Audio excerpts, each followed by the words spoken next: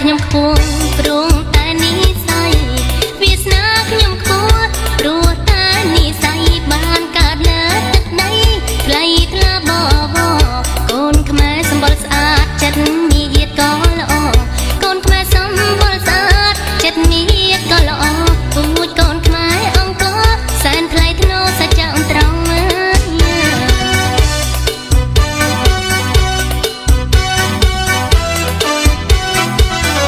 ដីខ្មែរតូចពិតតែគួរឲ្យស្រឡាញ់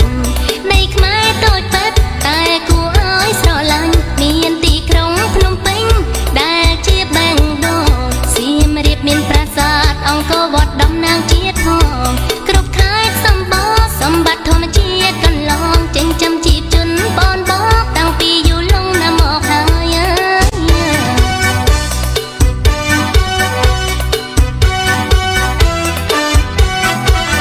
ស្ករត្នោតក្រអូបឈ្ងុយមាននៅកំពង់ស្ពឺ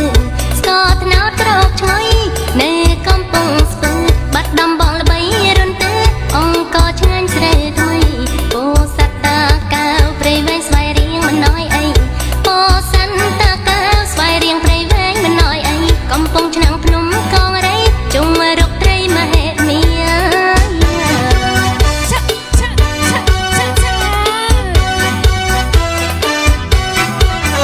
កំពង់សោមកំពតមាត់សមុទ្រជួបជុំកំពង់សោមកំពតមាត់សមុទ្រជួបជុំឆ្នេរកែបបូកគោគិរីរម្យកងស្រស់សោភាកំពង់ធំនាំផ្លូវទៅដល់ខេត្តព្រះវិហារកំពង់ធំនាំផ្លូវទៅដល់ខេត្តព្រះវិហារមានប្រាសាទល្បីខ្ទោខ្ទាលើលោកាទទួលស្គាល់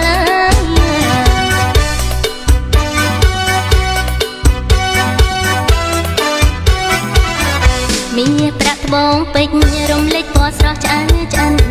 មាប្រាក់ត្បូងពេជ្ររំលេចពណ៌ស្រស់ឆ្អៅឆ្អិនសម្បូរនៅក្រុងបៃលិន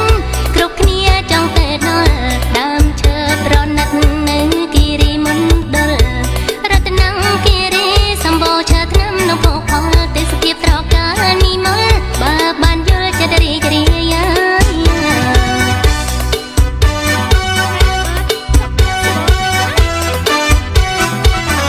មេមត់កំពង់ចាមមិនចាញ់គេឡើយមេមត់កំពង់ចាមមិនចាញ់គេឡើយដីក្រហមល្វឹងល្វើយកាលសួរមានដំឡៃកណ្ដាលចិត្តភ្នំពេញផ្លែឈើច្រើនពេកក្រៃកណ្ដាលចិត្តភ្នំពេញផ្លែឈើច្រើនពេកក្រៃបេះលក់ដូររាល់ថ្ងៃផ្លែអ្វីក៏មានចាស់ស្រុកខ្មែរ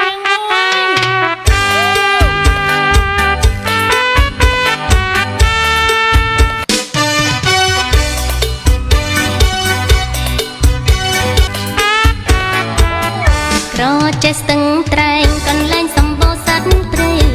ក្រចេះស្ទឹងត្រែងសម្បូរដើមឈើនិងសត្វព្រៃបើបែកឧត្តរមានជ័យរិទ្ធតែអង្គចាបន